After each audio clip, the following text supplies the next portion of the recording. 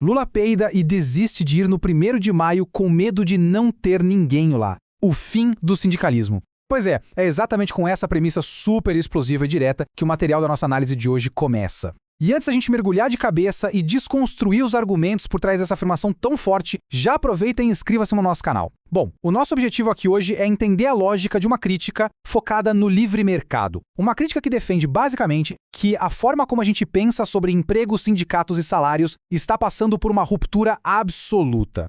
Essa declaração bem provocativa que a gente acabou de ver estabelece a tese central da fonte que estamos destrinchando hoje. Mantendo uma postura totalmente neutra sobre a política em si, o ponto central aqui é entender a afirmação deles de que a organização trabalhista tradicional, aquela que guiou todo o século XX, está essencialmente entrando em colapso. O autor usa esse suposto esvaziamento dos eventos sindicais como um sintoma de uma mudança ou até de uma doença muito maior.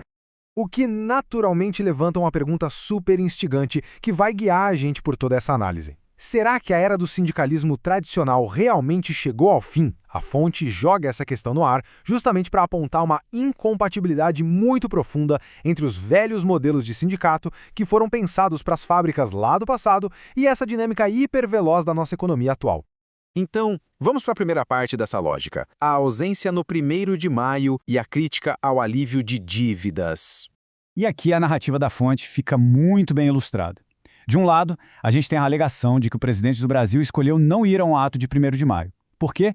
Pelo suposto temor de encontrar um público pequeno e esvaziado, o que seria um reflexo direto desse enfraquecimento das centrais sindicais.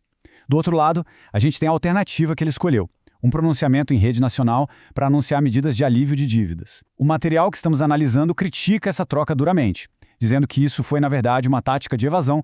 Mas por que a crítica? Bom, o foco recai justamente sobre esse pacote de alívio. Segundo o material, é uma medida muito parecida com aquele programa Desenrola lá de 2023, que a fonte enxerga como algo altamente ineficaz. A perspectiva deles é que esse tipo de intervenção do governo raramente resolve a raiz do problema econômico e, ironicamente, acaba prendendo as pessoas a novas dívidas com os bancos. É uma visão bem clara de que essas soluções baseadas em crédito estatal simplesmente não funcionam na prática. O que nos leva ao segundo ponto, indústria versus serviços e a mudança profunda na natureza do trabalho. A fonte traça uma linha do tempo histórica que é bem didática. Pensa bem, no século XX, o grosso do trabalho estava na indústria, certo? As fábricas operavam numa hierarquia super rígida, o que era um ambiente perfeito para o crescimento daquela lógica sindical. Só que hoje, nos anos 2020, a gente passou por uma transição brutal para uma economia dominada pelo setor de serviços. Empregos estritamente industriais estão cada vez mais raros. E para a fonte, isso significa que, no futuro, a negociação coletiva tradicional vai enfrentar um declínio absoluto, sendo atropelada pela economia dos aplicativos e dos serviços individuais. Avançando para o próximo pilar dessa visão, a lógica de mercado contra os sindicatos. Olha só como a fonte desenha essa sequência de eventos. Passo 1, o sindicato vai lá e consegue forçar um aumento salarial artificial. Passo 2, isso eleva imediatamente os custos de produção daquela empresa. Passo 3, esse custo extra não some, ele é repassado ao consumidor lá no preço final do produto. E finalmente o passo 4, como o produto fica mais caro, menos pessoas compram. Com essa queda na demanda, a empresa é obrigada a reduzir a produção, o que fatalmente resulta em demissões. A lógica deles é que mesmo que alguns poucos ganhem mais, uma boa parte vai acabar perdendo o emprego por completo. Mas aí vem aquela pergunta clássica. Mas por que a empresa simplesmente não reduz a própria margem de lucro para pagar esses salários mais altos? O autor refuta isso apontando que as empresas competem em 4 mercados ao mesmo tempo. Elas vendem produtos, compram de fornecedores, contratam trabalho e, o que é vital, buscam investimentos no mercado de capitais. Se a empresa destrói a margem de lucro para absorver um aumento salarial forçado, ela perde totalmente a capacidade de atrair capital. E sem investimento, gente, a empresa não cresce ou, pior, vai à falência. E aí chegamos a um ponto-chave dessa discussão moderna, o fator aplicativo e a visibilidade da demanda. O autor usa um contraste fantástico para ilustrar isso aqui. Imagina o trabalhador industrial de um lado. Ele dava lá no chão de fábrica, totalmente isolado de quem compra o produto. Se o sindicato exigia um aumento, o trabalhador não via o cliente desistindo de comprar na loja. Mas do outro lado, pega o motorista ou o entregador de aplicativo hoje. A experiência dele é 100% transparente. Esse profissional lida com o consumidor o dia todo e percebe na tela do próprio celular que quando os preços sobem, as chamadas para corridas ou entregas despencam quase na mesma hora. E é exatamente por isso, segundo a fonte, que o pessoal dos aplicativos muitas vezes resiste tanto às tentativas de regulamentação do governo ou de sindicalização. Eles têm um feedback em tempo real dessa relação entre o preço e a demanda. Na visão do material, esses profissionais percebem rapidinho que se o valor imposto por corrida for mais alto, isso vai resultar em muito menos viagens ao longo do dia, prejudicando o ganho total lá no final do mês. Ou seja, eles conseguem enxergar o ciclo econômico completo acontecendo ali na prática. O que nos leva a uma perspectiva muito mais ampla, a visão libertária sobre os direitos trabalhistas. Aqui, o autor lança um desafio direto à história que a gente costuma aprender na escola.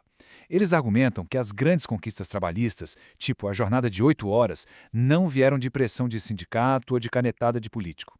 Na verdade, o material afirma que essas mudanças nasceram de decisões voluntárias das próprias empresas. Como assim? Eles dizem que as empresas perceberam que reduzir a jornada aumentava a eficiência e a produtividade dos funcionários muito antes de qualquer lei obrigar isso. O que leva a essa conclusão super contundente da fonte: o Estado é inútil para melhorar a qualidade de vida dos trabalhadores. É uma visão que literalmente descarta qualquer intervenção governamental, tratando o Estado como um obstáculo na geração de riqueza e não como um mecanismo que protege as pessoas. Seguindo essa mesma linha, o material faz uma crítica bem afiada à atual administração do país, sugerindo que a cabeça econômica do governo está presa lá atrás. Mais especificamente, a fonte diz que essas políticas estão paradas no ano de 1848, numa referência direta ao Manifesto Comunista de Karl Marx.